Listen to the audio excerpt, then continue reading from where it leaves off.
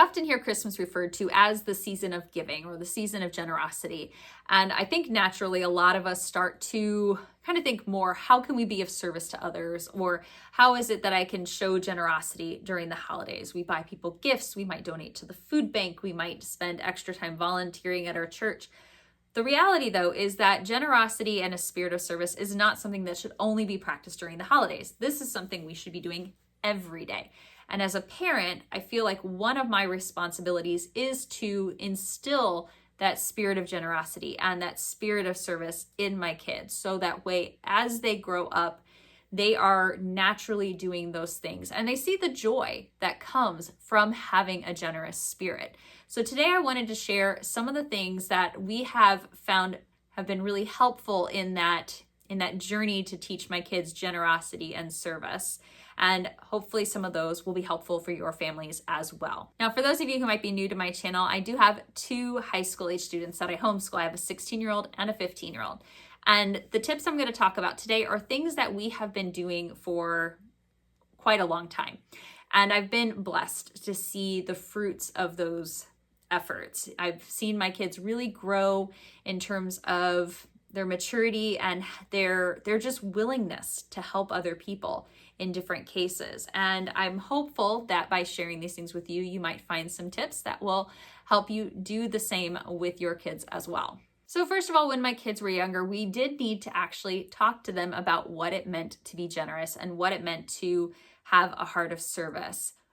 We would point out when we saw acts of generosity, say, wow, wasn't that really generous of them to do that? Or wow, it was really great of so-and-so to donate their time for this. Giving them examples of what it looked like, because it's not something that naturally comes to kids when they're little. We have to teach them that. So as they are small, explaining those things, pointing it out to them. And then on the flip side, when I saw my kids demonstrating it, I needed to do, what the term is catch them when they're good. We're really quick to be on our kids when they're misbehaving or they're doing something wrong. But when they do something that is generous, or when they do an act of service, no matter how small, maybe they held a door for someone, maybe they cleaned up something without asking, maybe they shared something, when they were little, I'd catch them being good and give them just quick verbal praise. It doesn't have to be like a huge celebration, just, hey, that was really sweet of you that you did that for them. I'm really proud of you for that. Or, that made my heart really happy to see that you were so willing to share what you had with someone else. And also asking them how they felt about it. Like, hey, how did you feel about getting a chance to help out with this at the church? And letting them express kind of how those things made them feel, and then encouraging them to continue doing those actions. So catching them when they're good and, pointing out those moments. I know, we're supposed to be humble about, what we do, the whole idea, that you're, don't let your left hand know what your right hand is doing. Give generously without seeking praise. But when kids are small, they need that just kind of verbal encouragement, that little positive feedback that, hey, what you're doing is a good thing and I'm proud of you for it. So it wasn't doing something over the top, but acknowledging when they did things that were great. My second tip is to make sure that you are setting the example for generosity and service.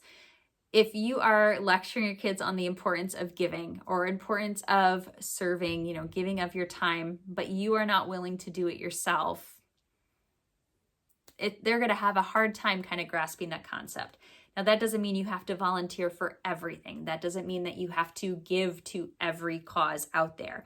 But show them that you're being a good steward of the things you have. Show them what it means to tithe. Show them what it means to donate. Go and volunteer somewhere with them. Or when you do sign up to volunteer somewhere, maybe it's something that they're too young to help with, but tell them about it. Tell them about what you did and how it made you feel or how it helped others. Set that example for them. I am a super active volunteer in a lot of things. I do a lot from within my church and with scouts and things like that. And so my kids have seen that in action pretty much their entire lives. And I like to try to bring them along for as much as I can, so that way they can be involved to whatever level they can be based on the age they were at, but also so they can see how it is those acts of service helped others and the benefit it brought to others, and also share with them how it made me feel. Because to help others and to see the smiles on somebody's face when you do something for them, there is just something that does for your heart. And sharing that with your kids will help them want to try to do the same. My third tip is to help your kids identify their skills, talents, and passions, and then give them guidance on how it is they can take those things and use them to be of service or to be generous towards others. Because a lot of times kids have a hard time correlating like, hey, I like to do this, with how can I actually use this to help others? For example, if you have a child who is very interested in art or maybe has a drawing talent, encourage them to create drawings or cards that can be sent to nursing homes or to veterans, or to just give a gift of a drawing to somebody. I mean, those little acts can really just brighten another person's day. If you have a child who's interested in gardening, maybe have them help you out in the garden and then take some of the food you grow and take it to the food bank. Or have them cut flowers. If you have a cut flower garden, create some little bouquets that you can give out. Some examples, like we took flowers from our cut flower garden this year and we created a whole bunch of little mason jar flower bouquets. They were nothing fancy, just a pretty mix of flowers. And we took them over to our church, which has a school, and we left a dozen or so of them there for all of the teachers for their first day of school. So they could have a pretty little bouquet of flowers to put in their classroom to start their year off. If you have a kid who likes to bake, have them bake somebody some cookies or a loaf of bread. We've baked loaves of bread and taken them over to a neighbor. We've put together cookie care packages and mailed them to friends or family that live far away. My son enjoys doing like building projects and things like that. So when somebody needs help with fixing something or putting something together, he's quick to help. My daughter is really meticulous with cleaning. She just makes sure that everything is super clean. It's just a skill that she has, and recently went over and helped someone do some house cleaning while they had a family member in the hospital. So they probably wouldn't have gotten the idea initially to take that skill, talent, or passion and like turn it into an act of service without a little bit of guidance. But by continually giving them ideas and examples, they will start to naturally find those ways that they can be of help to others or be a bright spot in somebody's day. Tip number 4 is to find ways that your family can be of service together. And this kind of combines, the last couple of tips, the whole idea of setting the good example and helping to guide your kids to find ways they can be of service.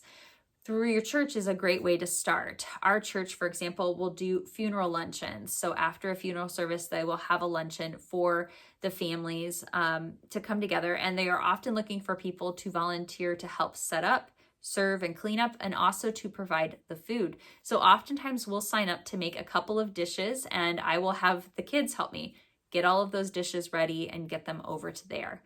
If you have Sunday school programs or vacation Bible school programs at your church, your kids can help out depending on their age. At our church, kids in 7th grade and up can help volunteer during the week at Bible school. They can help lead groups, work with kids, help teach at different sites. And it's been really fun to see different kids, including my own, kind of go from being the attendees to being the ones who are basically helping to run it each year. During the fall and winter season, another idea would be to look for people who might need help with yard cleanup. If you have elderly neighbors or people that you know from your community who might not be able to go out and do things like mow their lawn, rake their leaves, shovel their snow, encourage your kids to go and help with that, especially if you have kids who are old enough to, drive around. They could simply take some tools from your house and go over and be of help to someone else. Reaching out to your church especially and finding out which members are needing some help. A lot of times they will have a list of those who are looking for different types of assistance. Acts of generosity can also happen right at home. One idea that I really like is the idea of truly celebrating your siblings on their special day. If it is a sibling's birthday, have all of the other kids help to make that day special. Have them help to bake the cake or prepare a special breakfast, or maybe have them each make a birthday card or do some decorating. Teach them what it is to focus not on themselves, but truly focus on that person and their special day.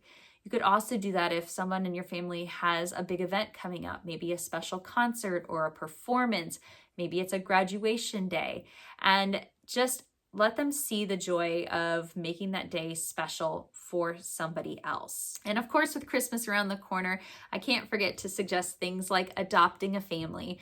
We have the Salvation Army in our area that does like a Christmas family program where you can adopt a family. You can choose kind of what size family. They give you a list of what it is they need, and then you go out and you can purchase gifts. So we like to do that, go out and do some shopping for family that we adopt, and it's so much fun to pick out things for other people. We actually also adopt a family with my daughter's troop. Every year they adopt a large family, and we take all of the kids out shopping, and they get to pick out things for that family and for all of their kids, and then they wrap them all up. And it's just a super fun time, and the kids are so intense on picking the right gifts for the different family members. But it's so much fun to see them just, I don't know, again, finding that joy in doing something for someone else. So I've completely lost track of which tip I'm on. But as a Christian family, we really try to teach our kids the biblical basis for giving and being of service. There are so many examples throughout the Bible of why it is we are supposed to be generous with the things we have and with our service. And the Gospels, especially, Jesus says over and over and over again, give to those who are in need, give to those who are struggling, those who need comfort, who need support, those who are in hard conditions. And when my kids were younger, it started off just by reading those lessons to them over and over and over again. The older they got, the more we start to really talk about them in depth. And as they've reached their teenage years, we've really focused on this idea of teaching stewardship. The whole idea that everything that we have, money, possessions, our skills and talents, these are not things that are ours. These are gifts from God, and we are meant to be good stewards of them. We are meant to, yes, take care of our families, right? You need to make sure your family has food and clothes and roof and all of that. But after that, you're meant to use these things, and you're meant to bless others with them. You are meant to, give, whether that's of your time, whether that's of your skills, whether that's of, your finances. You are meant to bless others with your generosity and with your service. It is an act of love, right? Lord has loved us and given us these things. We need to give and show love to others, that way as well. So we've really tried to teach this whole idea of stewardship with them. And so, depending on the age of your kids, it can start as simple as reading those Bible lessons to them, talking about it, and then just continually reiterating these concepts the older they get. And again, I think stewardship is just such an important thing to teach your kids as they get older. We even did like a whole series about it at church as well. And I have tried to explain to my kids that doesn't always mean you have to give money, because we have had times in life when there was no extra money, like none. And we still wanted to be generous and be of service. So it was about serving with our time and with talents. I love working with kids, and so that's how I got involved with children's ministry at my church. I couldn't give much in the way of money, but I could go and I could volunteer my time, and I could try to help with the different kids programs at my church. And so that was an example I was able to show my kids and tell them about. It's not always about writing a check. Sometimes it's about those acts of service and using something you're good at and blessing others through that. And my last tip is to remind your kids that generosity and service can have many different forms. Again, it's not all about just giving money. It's not all about just going to like a food bank and helping out for the day, or serving a meal at the rescue mission, or, doing a community cleanup. Acts of generosity can be small and they can be done daily. You can give a smile to someone. You can hold a door. You could ask the cashier, hey, how's your day going? You can give someone a hug. You could write a card. I love it. Back here, I have all of my cards, right? I have tons of link cards for different occasions. There's a whole section of cards in there that are thinking of you and thank you cards. And I've really encouraged the kids and tried to do this myself, to write thank you cards to people when we see them doing something that's generous, or if they have done something for us, to show them our appreciation for that, or to send a thinking of you card to someone who we know might just need a pick me up, or is having a hard time. And so there's just lots of different ways that you can demonstrate this. In fact, a book I would highly recommend for both you and for like teenagers especially, there's a book called The Generosity Habit. It's written by Matthew Kelly. Short book. It's like, 150-ish pages, but it gives a lot of examples of simple acts of generosity, and it challenges you to do at least one act of generosity every single day and build the habit. If you do something for, 30 days in a row, they say it'll become a habit. So it's a great way to give them some ideas and then encourage that daily habit, or maybe like work on it as a family. Like, hey, everybody share, what they did today, and kind of encourage each other to build that habit. But it's a quick read. You could probably read it in a day and have lots of great ideas going forward. So those are just a few of the ways that we have worked on teaching generosity in our home and helping our kids kind of grow in that heart of service. Now, I'm sure you guys have lots of great ideas as well. So I really encourage you to leave a comment down below, letting us know what it is that you have done in your households and with your families to help teach generosity and encourage a spirit of service in your kids. I feel really strongly that this is an important thing for me to teach my children. There's so much ugly in the world, so much ugly. And if we can raise a generation that wants to be generous with the things that they're stewards of, that sees people in need and wants to reach out and help them, if everybody had that sense and that heart of service, just think of the impact that could make on the world as a whole. So again, I really appreciate you guys being here today. I would love to hear your ideas as well. So please don't forget to leave a comment telling me how it is that you have been working on those things with your children. Thanks for watching today, guys, and I'll see you in the next video.